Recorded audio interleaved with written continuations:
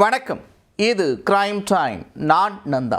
டெல்லி உயர்நீதிமன்ற நீதிபதி யஷ்வந்த் வர்மா வீட்டிற்கு அருகே எரிந்த நிலையில் கிடந்த 500 ரூபாய் நோட்டுகளை சேகரித்ததாக துப்புரவு தொழிலாளர்கள் தெரிவித்திருப்பது பரபரப்பை ஏற்படுத்தியுள்ளது.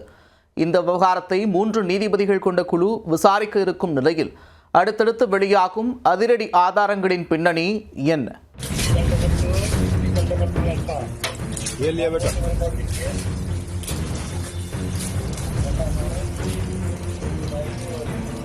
டெல்லி உயர்நீதிமன்ற மூத்த நீதிபதிகளில் ஒருவரான யஷ்வந்த் வர்மாவின் டெல்லி வீட்டில் கடந்த 14ஆம் தேதி இரவு திடீரென்று தீப்பிடித்தது. தகவலறிந்து சம்பவ இடத்திற்கு சென்ற தீயணைப்புத் துறையினர் விரைவாக செயல்பட்டு தீயை கட்டுக்குள் கொண்டு வந்தனர். அப்போது அந்த வீட்டின் ஒரு அறையில் கட்டுக்கட்டாக பணம் இருந்தது தெரிய வந்தது. சாக்கு மூட்டைகளில் வைக்கப்பட்டிருந்த அந்த பணம் எரிந்த நிலையில் மீட்கப்பட்டதாக தெரிகிறது. இந்நிலையில் தனது அதிகாரப்பூர்வ இல்லத்திலிருந்து பணம் எடுக்கப்பட்டதாக கூறப்படுவதை நீதிபதி யஷ்வந்த் வர்மா கடுமையாக மறுத்துள்ளார். தீ விபத்து நடந்த அன்று நானும் தனது மனைவியும் வீட்டில் இல்லை, மத்திய பிரதேசத்திற்கு சென்றிருந்தோம். எனது மகளும் வயதான தாயாரும் மட்டுமே வீட்டில் இருந்தனர்.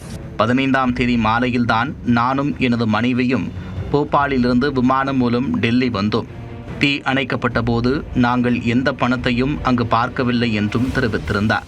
பொருட்கள் பாதுகாப்பு அறையில் நானோ எனது குடும்பத்தினரோ எந்த பணத்தையும் வைக்கவில்லை என்று நான் உறுதியாக கூறுகிறேன் என்றும் குறிப்பிட்டிருந்தார்.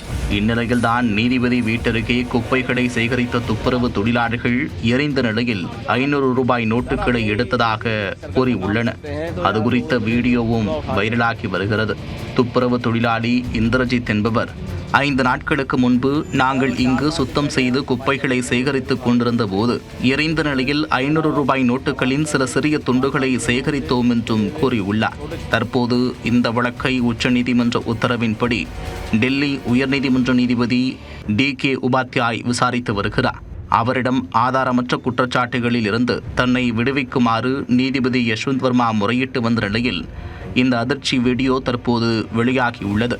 இதனிடையே நீதிபதி யஷ்வந்த் வர்மா மீதான பண மோசடி குற்றச்சாட்டுகளை விசாரிக்க 3 நீதிபதிகள் கொண்ட விசாரணை குழுவை உச்சநீதிமன்ற தலைமை நீதிபதி சஞ்சீவ் கண்ணா நியமித்து உத்தரவிட்டுள்ளார்.